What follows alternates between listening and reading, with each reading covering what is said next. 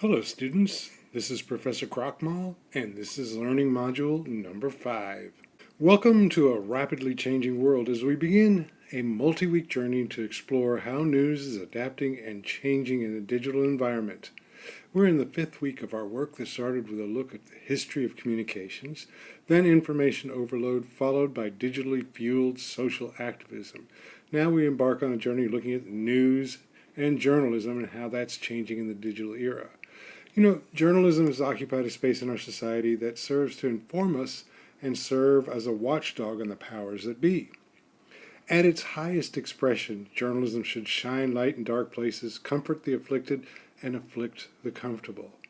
Can it continue to do so when newspaper circulation numbers are falling, when people no longer gather around the TV set at 6:30 p.m. at night to watch 22 minutes of highly produced news gathered globally? Let's explore. We will examine self-publishing and blogs that have morphed into news sites.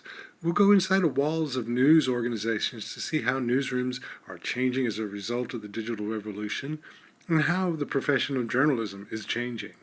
We'll take a look at how readers consume news across multiple devices and how that is forcing news sites to evolve. Let's begin with blogs. The word blog derives from weblog and is a specific form. Jorn Barger, an American blogger, is credited with coining the word weblog back in 1997. He used the term to describe his work on robot wisdom. He was logging the web. Programmer Peter Meerholz shortened it to blog in 1999, and Merriam-Webster made it their word of the year in 2004. The first blog is considered to be links.net, created in 1994 by Justin Hall, then a Swarthmore College student. The first blog for a traditional news site was created by my friend Jonathan Dube, a Connecticut native, then working for the Charlotte Observer. The blog covered Hurricane Bonnie in the Carolinas. The early 2000s saw the start of blogs like Boing Boing, Deuce, Gizmodo, Gawker, Wonkette, and the Huffington Post. New York's Jason Calacanis sold his Weblogs Inc. to AOL for $25 million in 2003. AdSense was launched in 2003, and this was an ad network that would match ads to the content on a blog and would make bloggers money.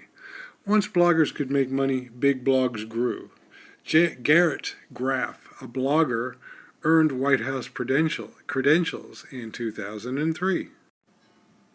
Let's take a look at some blog statistics. There are an estimated 6.7 million people that blog on blogging sites, and another 12 million blog via social networks. There are more than 1.52 billion with a B blogs online, with 60 million on WordPress, which is one of the predominant blog platforms. 40% of U.S. companies use blogs for marketing. Morning is the most popular time to read blogs, with blog link sharing among readers peaking at 7 a.m., commenting at 8, and reading peaking about 10 a.m. Bloggers use on the average 5 social media platforms. Images and articles boost viewing by nearly 100%.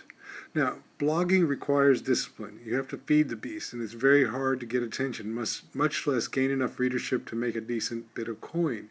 It's a long-tail pursuit. Occasionally you can get lucky, and one of the platforms where you might be able to get lucky but maybe not monetize is on Tumblr, which has a very active audience. It was bought by Yahoo.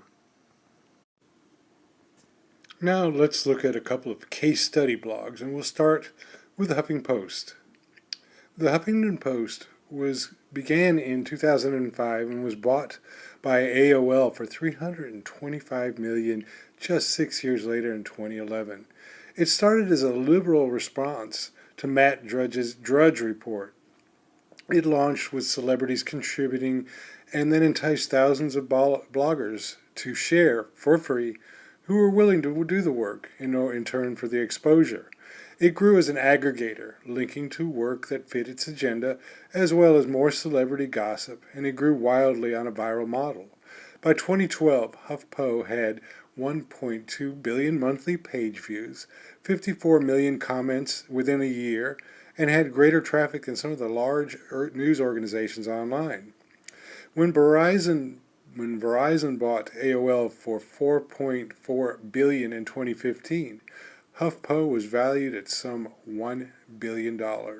And you can look at the link on the slide and you can click on it and you can read the New York Times saying that Arianna Huffington, one of the founders of the Huffington Post, and certainly the name for the publication, may be the internet's most improbable media pioneer. Today, roughly half of her mobile traffic comes from social media. Another good case study is Politico.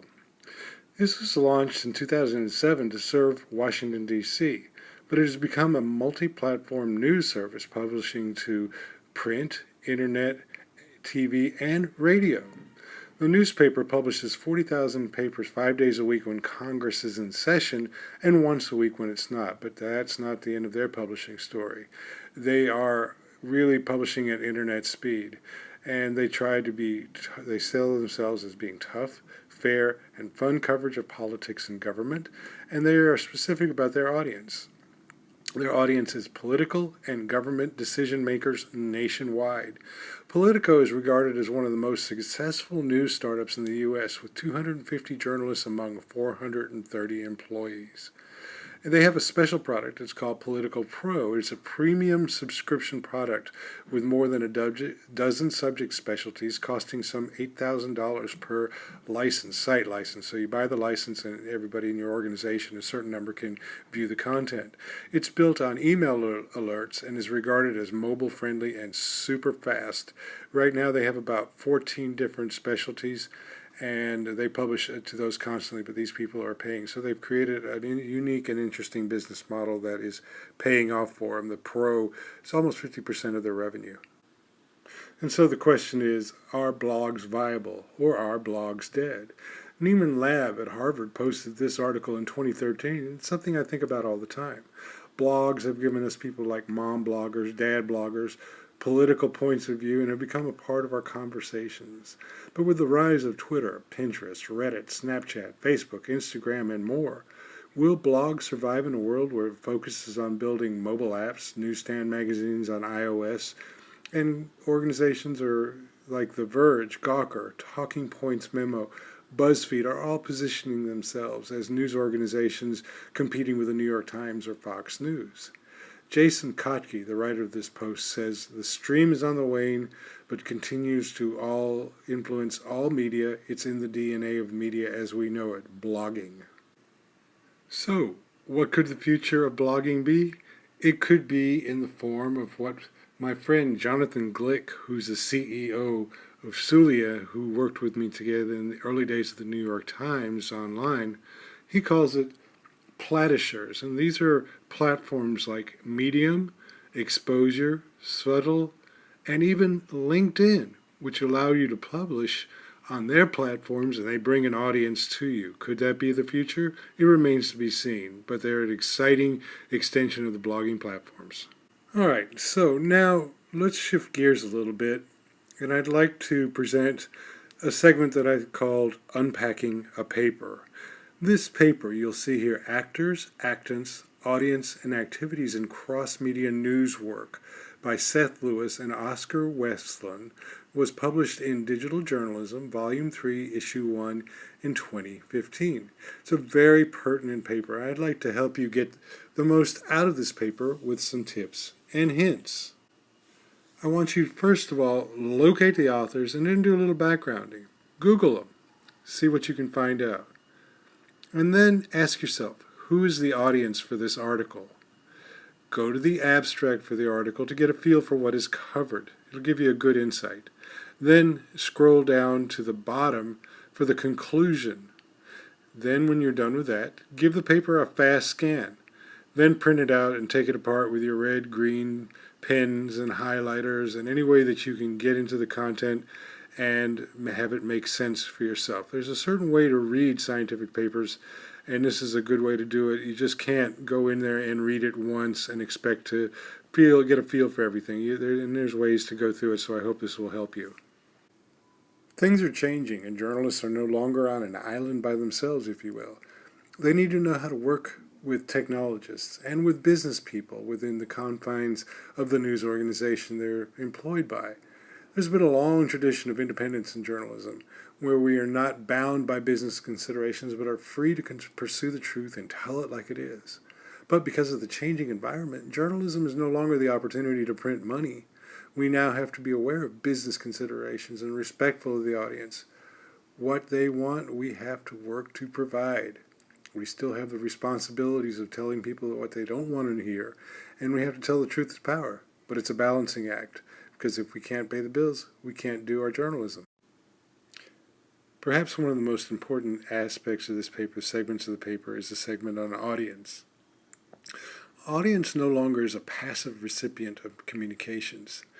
And this is really not the end of the audience as a concept, but the start of a whole new understanding by media of how audiences work.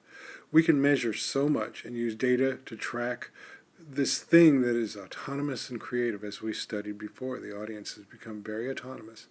Traditionally, regarding audiences as a passive recipient in mass media, journalists now need to see beyond it as a commodity, while business people also need to get beyond a view of an audience as just something that makes content viable and spreadable for marketing purposes. Technologists can also embrace audiences as active participants in shaping the news reports. Actants intermediate relationships of production, distribution, and consumption via systems for authentication, behavioral tracking, algorithmic personalization. The paper lists 5 stages of news production, including access and observation, selection, filtering, processing, editing, distribution, and interpretation. The paper consider adding analysis to this in the new form of feedback and organizational learning that loop back to the first stage and involve actors, actants, and audiences in combination. Take time with this paper. It's a great roadmap to a lot of theory in journalism. You follow some of those links, and you read the original papers, and you will have a great background in theory, and you will have skills that are applicable into the rest of your research. And I expect to see those applied. I want you to think critically and write not so much on opinion, but back your opinion up with the facts that you can find in papers or in articles. Be critical of what you read. All right, now let's shift gears away from research papers to a little bit of fun facts. This is a graph of how people spend their time on devices. So what is the number one device?